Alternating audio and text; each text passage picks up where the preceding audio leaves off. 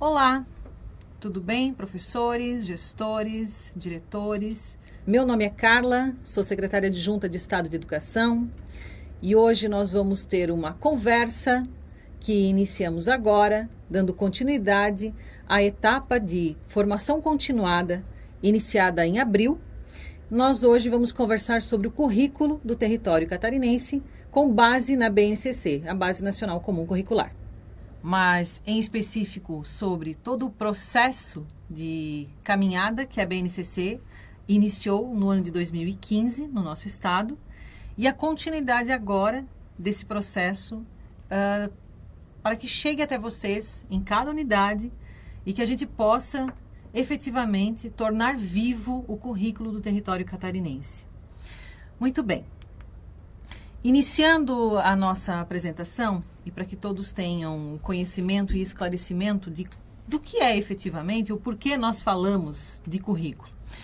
O currículo tem por premissa nortear e fundamentar as práticas pedagógicas e, claro, garantir a qualidade no sistema de ensino. Como todos podem ver, essa imagem, né, ela é a arte do nosso currículo base da educação infantil e ensino fundamental do território catarinense, produzida agora, recentemente, com a aprovação do mesmo.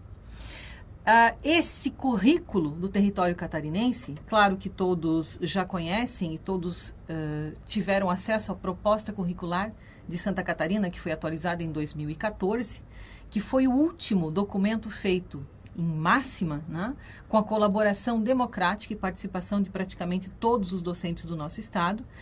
Agora, o currículo do território catarinense, ele tem um acréscimo com relação à participação e há um incremento nesse processo democrático de participação de todos. Vocês já vão entender por quê. Em primeiro lugar, ele tem como meta-aprendizagem o compromisso de equidade, que é o que preconiza a Base Nacional Comum Curricular. A BNCC, a Base Nacional Comum Curricular, ela está alicerçada em 10 competências gerais, norteadores para a construção do currículo do território catarinense.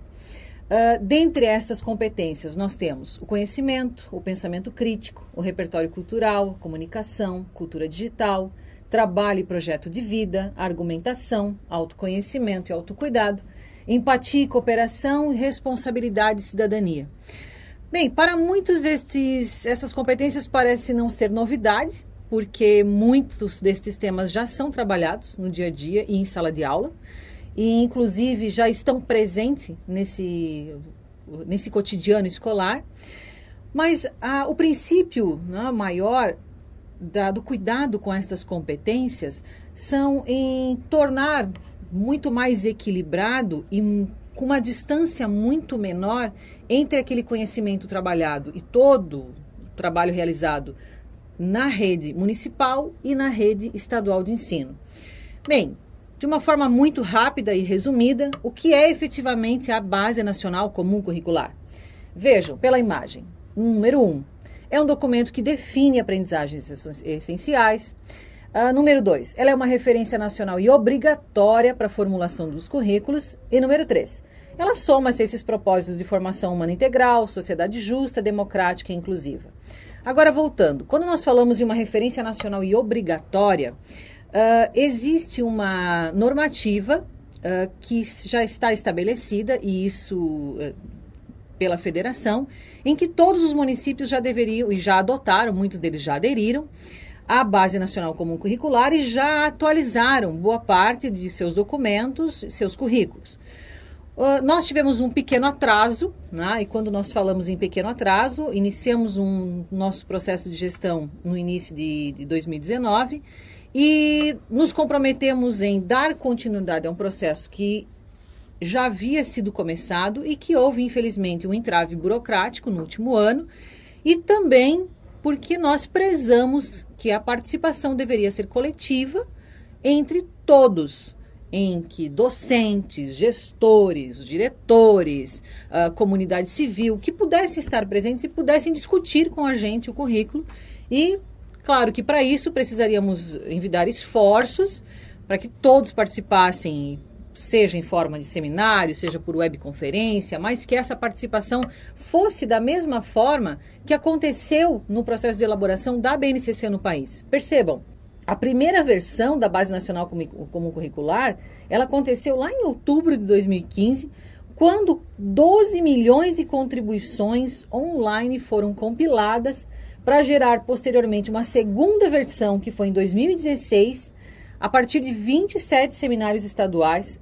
Nesse momento, mais de 9 mil contribuições aconteceram, que também foram acrescidas de contribuições de professores, especialistas, associações científicas, em 5 audiências públicas no Conselho Nacional de Educação, entre os meses de janeiro a março de 2017, na terceira versão da base. A aprovação pelo Conselho Nacional de Educação e homologação pelo Ministério da Educação aconteceu só em dezembro de 2017, que gerou, finalmente, o documento final da Base Nacional Comum Curricular. Então, lembrando, a BNCC, ela não é uma política de governo, e sim uma política de Estado. Ela é construída de forma democrática e colaborativamente por meio de um processo que foi iniciado lá no ano de 2015. Bem, como é que aconteceu em Santa Catarina, efetivamente? Houve a criação de uma comissão executiva em 2015. Em 2016, essa comissão foi atualizada e transformada em um comitê executivo a partir de um regime de colaboração entre SEDE, Undime, Conselho Estadual de Educação e UNCME. O que quer dizer isso? Um regime de colaboração é o momento em que todos têm voz e vez e todos podem participar democraticamente do processo construtivo. Como é que isso aconteceu?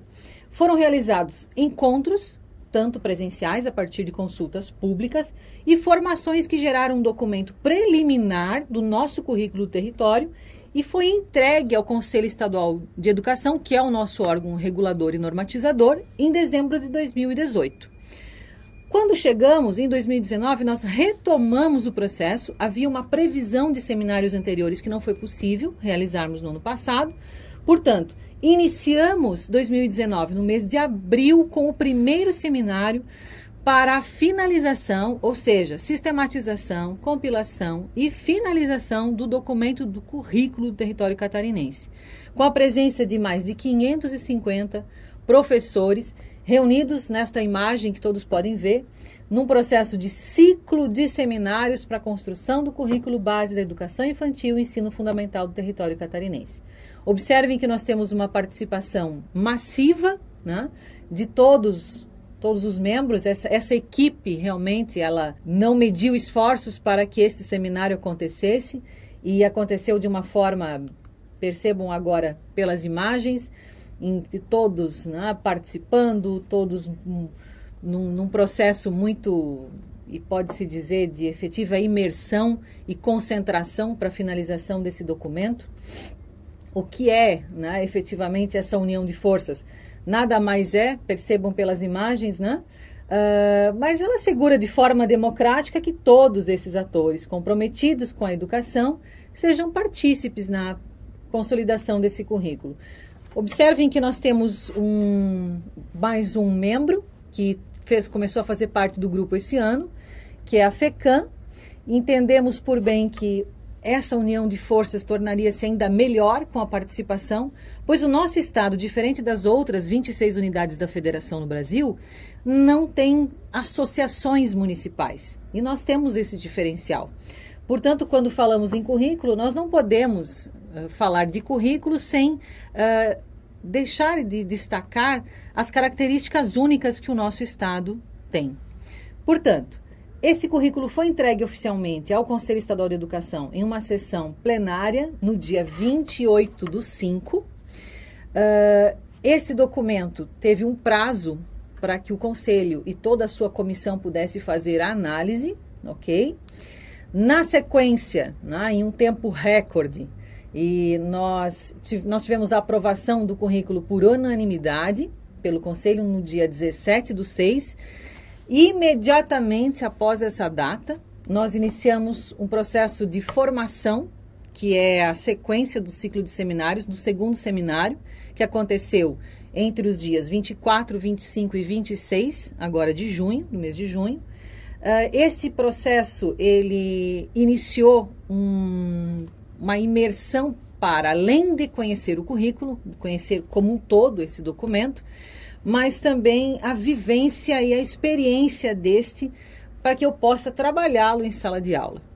Então, a continuidade desse processo aconteceu pela divisão de 6 grandes grupos multidisciplinares. Os educadores efetivamente tiveram a condição e aqui um momento único, né, de, como muito bem coloca a professora Cássia Ferri, que foi a nossa consultora de currículo, percebam, estamos proporcionando aqui uma leitura do currículo base por práticas vivenciadas e pela experiência. O desafio é o de pensar a escola, o seu projeto político-pedagógico e, ao mesmo tempo, a proposição para a sala de aula. Observem que tiveram momentos bem interessantes em que todos os professores que participaram, e desta vez também, né, com um número de praticamente 550 entre docentes, gestores, enfim, mas todos educadores, tiveram a oportunidade de estar e de compartilhar suas experiências. Bem, agora retomando, efetivamente o que é o currículo e como ele está composto. Ele foi elaborado com a participação de muitas pessoas. Ele também nos ajuda a pensar sobre o que e como ensinar. Ele fez algumas escolhas, claro, e efetivamente ele não lhe dirá o que fazer, mas ele será a sua diretriz e com certeza contempla o que nós chamamos de conteúdos mínimos ou de documento base para que ele possa alicerçar todo o seu processo e a continuidade da sua atividade em sala de aula. Quando nós falamos com relação à participação de muitas pessoas, aqui nós estamos nos referindo em uma construção com mais de 400 professores, com aproximadamente entre relatores e consultores de currículo mais 100 pessoas, e todos estes, né, contribuindo coletivo e colaborativamente com diferentes significados. Portanto, o ponto de partida desse currículo foi analisar a realidade e o movimento de cada escola, em especial o município e a região ao qual faz parte.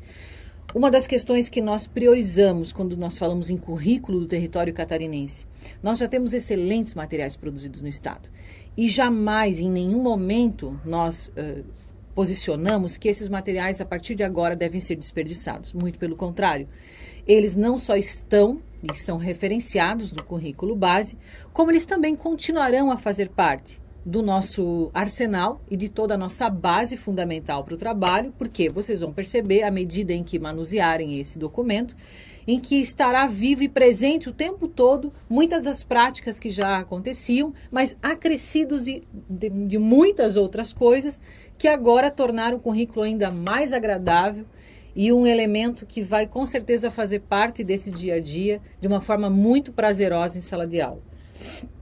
Bem, quando nós posicionamos que esse documento pode lhe ajudar a pensar o que e como ensinar, nós estamos nos alicerçando em um princípio de educação integral. O que efetivamente é a educação integral? Ela efetivamente visa a cidadania, a emancipação e a liberdade desses processos ativos e críticos que possibilitam ao estudante o pleno desenvolvimento e apropriação do conhecimento e da cultura historicamente construídos. Aqui nós trabalhamos muito, né, com a expressão de proporcionar que o aluno seja o protagonista e que a gente possa valorizar e entender o seu percurso formativo. O percurso formativo já estava presente na proposta curricular catarinense, que foi atualizada em 2014. E nós entendemos de suma importância para a continuidade do processo, para compreender efetivamente a educação básica. E, claro, esse percurso formativo, ele vai trabalhar na elaboração dos conhecimentos, tornando, né, aquilo que nós entendemos como complexo, mas que ele seja factível em todas as fases e em todo momento, desde a educação infantil até o ensino médio, que nós já estamos trabalhando com a iniciação da formação desse currículo do ensino médio também, mas reduzindo, dirimindo distâncias e, em especial, não trabalhando mais com essas diferenças que hoje nós encontramos de forma abissal entre escolas da rede municipal e estadual. Bem, Quando falamos também que fizemos escolhas, né, a BNCC, inicialmente, não apresentava a característica da diversidade.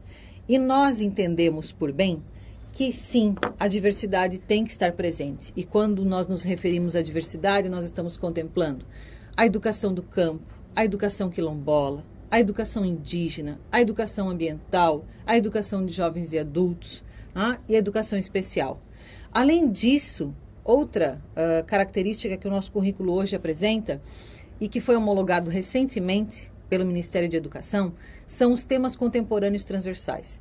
Hoje nós acrescentamos esse conteúdo, que também boa parte dele já é trabalhado em sala, mas também nesse documento daremos toda a diretriz necessária para que se concentre esforços em também levar esses temas para a sala de aula. Um exemplo prático disso é a educação fiscal, que já está em nosso radar e a gente já vem com uma proposta de trabalho com relação a isso. Percebam que, além da diversidade, né, como um norte no nosso trabalho, o processo de alfabetização aqui, ele é compreendido para além da abordagem de todos os componentes curriculares, né? E aqui é uma das questões que é oportuna enfatizar, com todos os aspectos relacionados à apropriação da linguagem escrita. Nós sabemos muito bem que a leitura escrita, ela é inicialmente da educação infantil para séries iniciais do ensino fundamental, uma grande abstração, e nós precisamos enfatizar e trabalhar isso com muita propriedade. Isso está muito presente no currículo e foi uma contribuição muito grande de um grande número de pessoas que trabalharam com afinco para tornar esse momento muito presente e esse trabalho de uma forma, todo esse documento de uma forma muito tranquila para que se faça a leitura, o entendimento e o trabalho posterior com as crianças lá na escola. Bem, além disso, os componentes curriculares, eles procuram também trazer algumas indicações metodológicas e reflexões sobre a avaliação. Claro que não estará presente 100% de como você vai fazer com todas as características ou todas as diretrizes didáticas. A metodologia, você tem toda a liberdade de escolha, né, da melhor forma, para que você possa conduzir as suas atividades. E de forma alguma se engessa. Até porque nós, professores, sabemos que em sala de aula, em vários momentos, acontece de nós planejarmos uma aula e encontrarmos a turma em uma situação em que precisamos mudar toda aquela configuração, porque daquela forma em que nos esforçamos, nos esmeramos em fazer, não daria ou não surtiria o efeito que nós gostaríamos. Por isso nós somos professores e nós temos essa habilidade incrível. Bem, quando esse documento traduz que ele não lhe dirá o que fazer, você, com certeza, deverá traduzir as orientações para colocá-las em prática. E, além disso, a história, contextos, movimentos que constituem cada escola, eles são singulares. Cada escola tem sua característica, cada região tem sua característica e, logicamente, você vai trabalhar com os recursos que você tem disponíveis, suas possibilidades e seus limites para cada situação. Repito, nós não construímos um currículo que te engesse, muito pelo contrário. Ele te dá possibilidades e você tem toda a liberdade de autonomia de uma forma flexível para saber, né, quais são as melhores práticas para o uso desse documento. Toda implementação curricular ela exige um complexo processo de escolhas sobre o que e como ensinar. Então, aqui no currículo você vai encontrar esses subsídios, indicações e orientações para apoiar o seu planejamento no seu dia a dia, no seu trabalho. Bem, qual é o nosso desafio neste momento? Hoje no Estado, se nós somarmos as nossas redes municipal e estadual, são mais de 5.000 escolas. Nós temos uma somatória, né, de mais de 140.000 docentes e nós precisamos sim tornar vivo esse currículo em todas as unidades escolares. Retomando, quando a gente fala em regime de colaboração, uma das nossas premissas tem sido trabalhar em parceria, unir os esforços entre a rede municipal e estadual, dirimir essas distâncias, reduzir o máximo que a gente puder as diferenças entre uma escola ou outra, darmos a melhor condição para os nossos alunos, seja de espaço físico, seja de equipe, seja enfim, tudo aquilo que for possível, e nós brincamos e a gente sempre diz que além do possível a gente preza sempre pelo melhor, porque é impossível, né? Todos podem dizer que não conseguem, mas quando cada um dá o seu melhor, essa força fica ainda maior e a nossa possibilidade de trabalho, ela potencializa. Então, trabalhar em regime de colaboração significa dar as mãos, Estado e município, e pensarmos na melhor forma de equacionarmos problemas, de reduzirmos distâncias e de pensar efetivamente no nosso aluno. Qual é o trabalho que eu farei e que tornará a educação do meu estado como a educação melhor, como uma educação de qualidade. Então, quando a gente coloca essa informação em tela, observem, né? Em quais escolas ocorrerá a formação. Essa plataforma foi disponibilizada pelo Ministério da Educação e hoje ela nos ajudará a desenhar, fazer toda a arquitetura de um processo de formação com os nossos docentes. Em primeiro lugar, nós identificamos a demanda dos docentes que precisam ser formados, então esse é o nosso próximo passo. Nós iniciamos um processo de formação no segundo seminário. Esse processo, ele finda no mês de agosto, com a execução do terceiro seminário. Nesse momento, nós estaremos formando, né, mais de 550 docentes, que serão os nossos multiplicadores, e sim, serão nossos braços e nossa força capilarizada em todo o estado. Nesse terceiro seminário, nós, tanto estrutura estadual quanto municipal, nos comprometemos a entregar um mapa com a arquitetura de todo o processo formativo e de como vamos desenhar a formação para que chegue a todos os professores em todas as unidades escolares do estado. E quando nós falamos todos, significa abraçar estado e município de forma a otimizar os recursos e a fazer com que essa formação chegue a cada um da melhor maneira possível. Bem, uma das questões bem importantes a nós priorizarmos é que a educação é onde nós decidimos se amamos nossas crianças o bastante para não expulsá-las do nosso mundo. Portanto, seja município ou estado, seja educação infantil, ensino fundamental, séries iniciais ou finais, o nosso trabalho é educar. Como fazer? A partir do momento em que nós agregamos esforços para isso, o nosso trabalho com certeza terá um resultado ainda melhor. Então, o que eu posso dizer a vocês nesse momento, e já para finalizar essa conversa de hoje, não meçam esforços, não deixem de se apropriar desse documento que em breve chegará às mãos de todos. Nós temos um prazo curto agora para diagramar, nós chamamos isso de envelopar o currículo para que ele chegue digitalmente, no primeiro momento, a todos vocês, e chegará a partir do dia 17 de julho, que é a data final que nós temos para entrega dessa versão ao Conselho, e na sequência todos receberão digitalmente. O documento impresso também estará nas mãos de todos em breve, com um tempo um pouquinho maior, porque necessita de um processo que demanda algumas questões burocráticas de impressão, mas tão logo isso finde, nós entregaremos em cada unidade escolar do estado e todos terão acesso a esse documento. Digitalmente, em breve, e impresso, físico, nas mãos de vocês, com certeza, no menor tempo possível, no mais tardar, creio eu, 3 meses. Mas provavelmente isso vai chegar antes, ok? O que eu posso dizer para finalizar? Se apropriem, leiam, degustem, rabisquem, risquem, mas usem e tornem vivo esse instrumento que para vocês, ou para muitos de vocês, será um único documento norteador no seu trabalho. Então não deixem de aproveitar esse momento, e eu digo com muita propriedade, ele foi construído com muito carinho, com o esforço de muitas mentes. Existe muito capital intelectual inserido nesse documento e o esforço realmente tem que ser reconhecido. Então, nesse momento, aproveitem, preparem-se, porque até o final do ano nós faremos as adequações que serão necessárias nos nossos projetos políticos pedagógicos. Portanto, até o final do ano, quando essa formação continuada se findar, nós já teremos um bom caminhar e com certeza todos estarão com esse documento em mãos. Agradeço a atenção de todos, desejo a vocês um excelente trabalho, uma profícua formação e estamos aqui. Contem conosco para tudo aquilo que precisarem. Muito obrigada.